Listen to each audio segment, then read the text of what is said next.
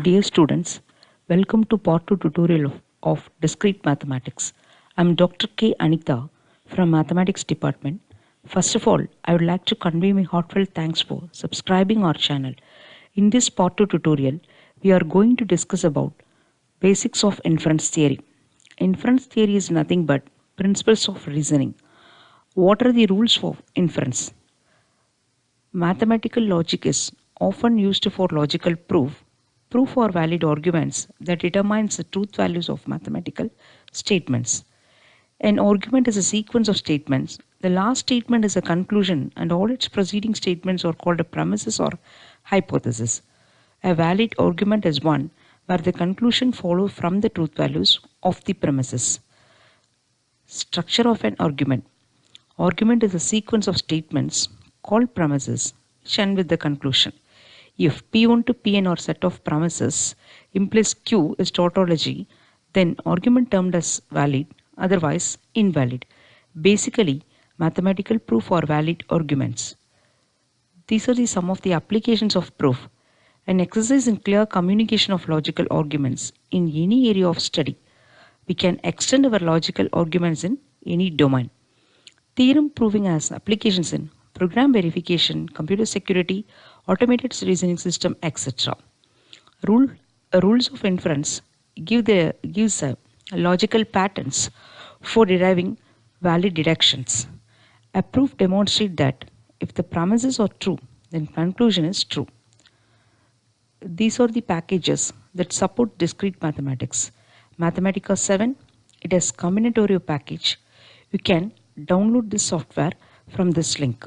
Next one is STD-DM 2.1HS. It is written in standard functional language Haskell 98. You can get the manual from this link. Rules of inference. Basically, there are three rules. Rule P, Rule T, Rule CP. Rule P is a premise may be introduced at any point in the derivation. Rule T is a formula S may be introduced at any point. Rule CP is used in the case or implies S.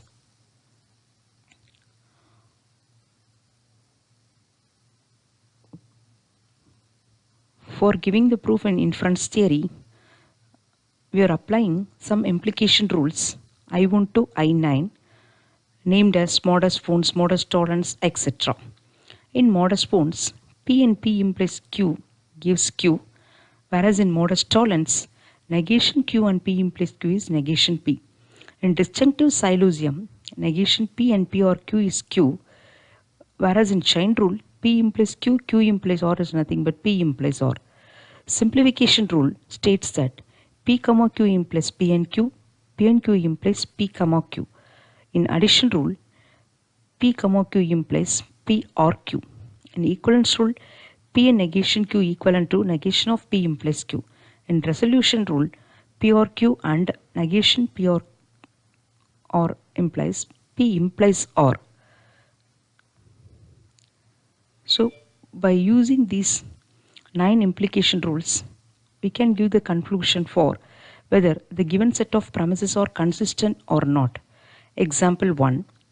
Check the following set of premises are consistent. If there was a rain, then traveling was difficult. If they had umbrella, then traveling was not difficult. They had umbrella, therefore there was no rain. Solution. In step 1,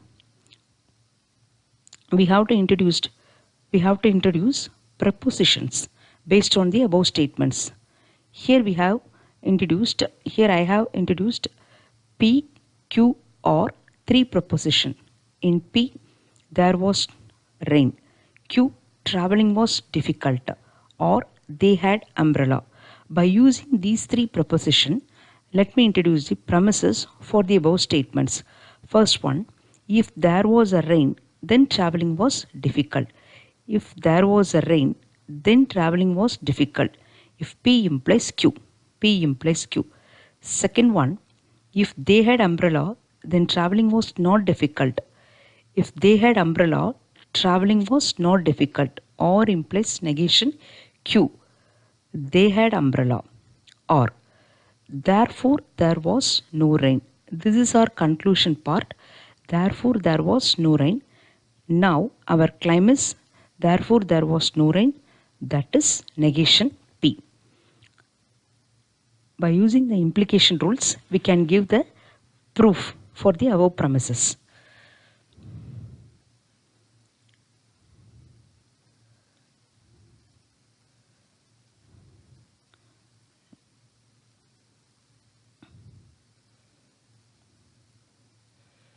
Derivation reason.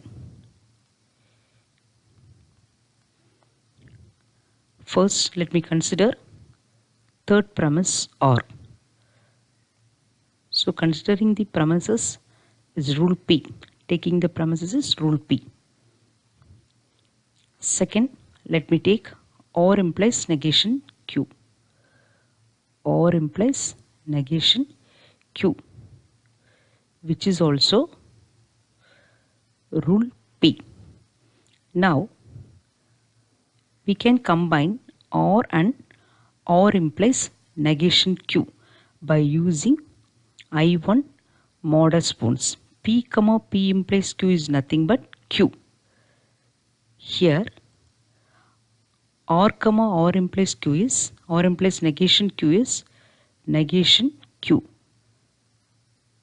So new formula, that is rule T by I1. Next, let me take P implies Q, the first premise. P implies Q. So rule P. Now we can combine these two. Negation Q and P implies Q.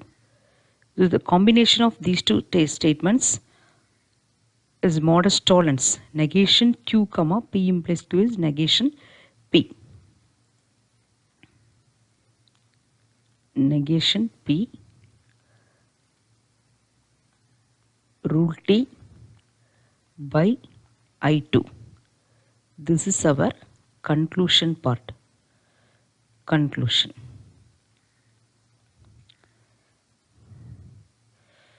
So next we can see another example. In this example 2, we have to check, we are going to check the given premises are inconsistent or consistent. The given statements are, if Tarun gets his degree, he will go for a job. If he goes for a job, he will get married soon. If he go for higher study, he will not get married. Tarun gets his degree and goes for higher study. Based on the above four statements, we can fix four propositions A, B, C and D. Tarun gets his degree is A, goes for job is B, will get married soon as C, and goes for higher studies D.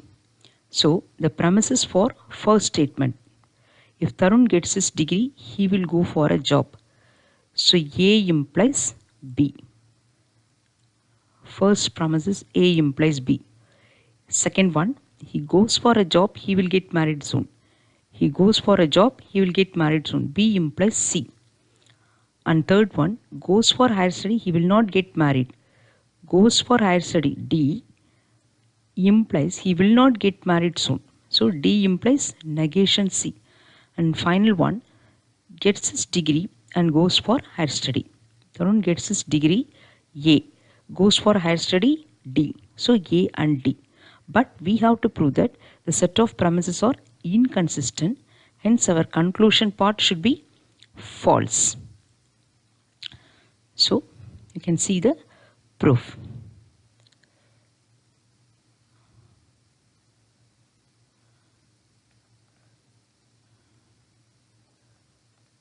Derivation reason. First premise, A implies B. So rule P. Second one, we can consider second one, B implies C. So which is also rule P. Now we can combine A implies B and B implies C, which leads to A implies C. new result. This is rule T by chain rule.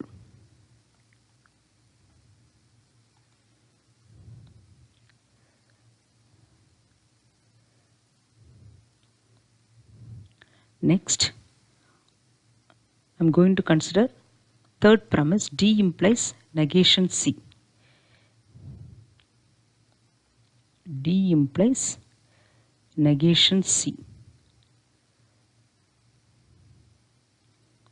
Rule P, which can be rewritten as negation C implies negation D. Rule T, because P implies Q equivalent to negation Q implies negation P. Now, double negation of C is C implies negation D. Rule T, double negation.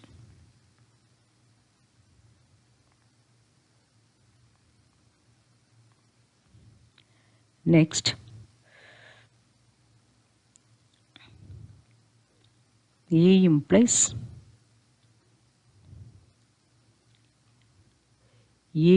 C. Now we can combine these two. A implies C, C implies negation D. A implies C, C implies negation D is nothing but A implies D. A implies negation D by chain rule. Rule T,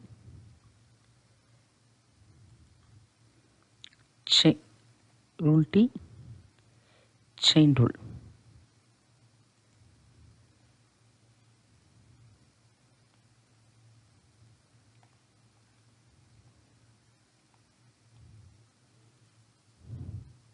Next one,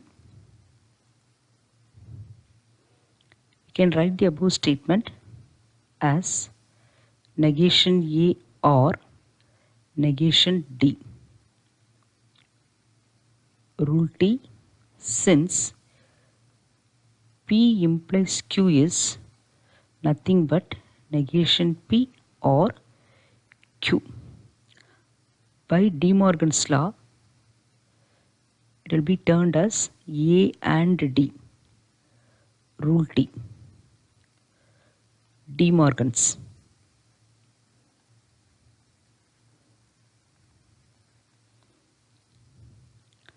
Now, consider the last premise A and D. A and D. Rule P. Now, we can combine negation of A and D and A and D. A and D and negation of A and D. So rule T by I5. The conjunction form of the statement and its negation is false. So rule T by complement law.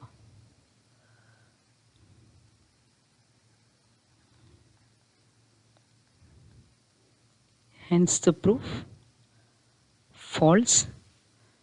Now we can say that the set of premises are inconsistent.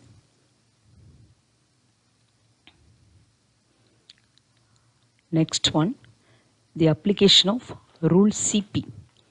Rule CP is generally used if the conclusion is of the form B implies yes. In this case,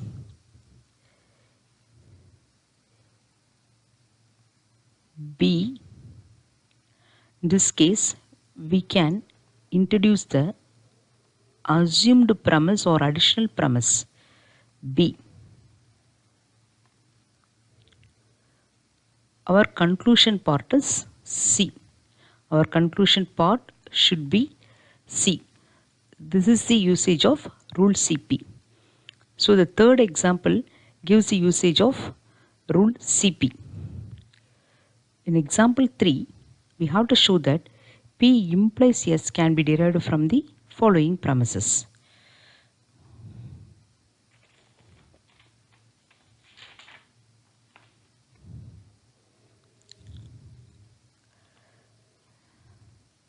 So derivation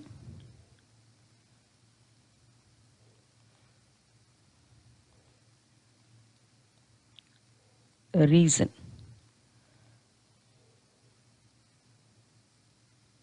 For P implies S, here P is the additional premise or assumed premise.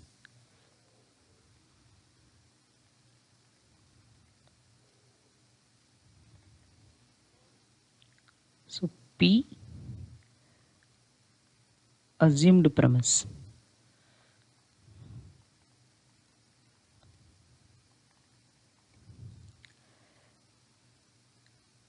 Now let us consider negation of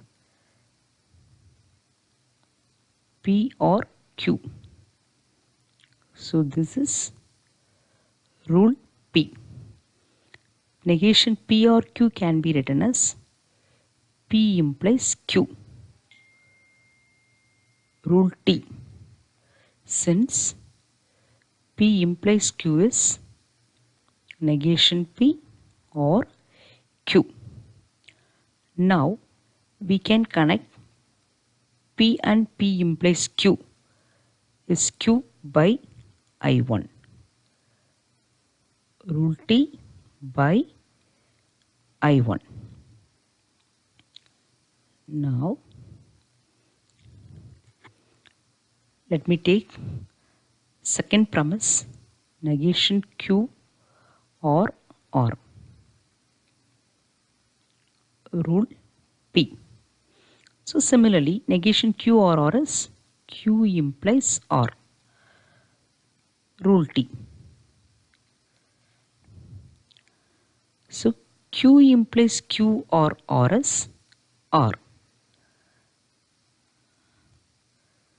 Rule T by I1. Now consider the last premise, R implies S. Rule P. Now R and R implies S is yes. Rule T by I1. Hence, by using the above four premises, given premises are 3 and additional premise P, we conclude that S is the conclusion part. Now, rule CP is assumed premise and conclusion part.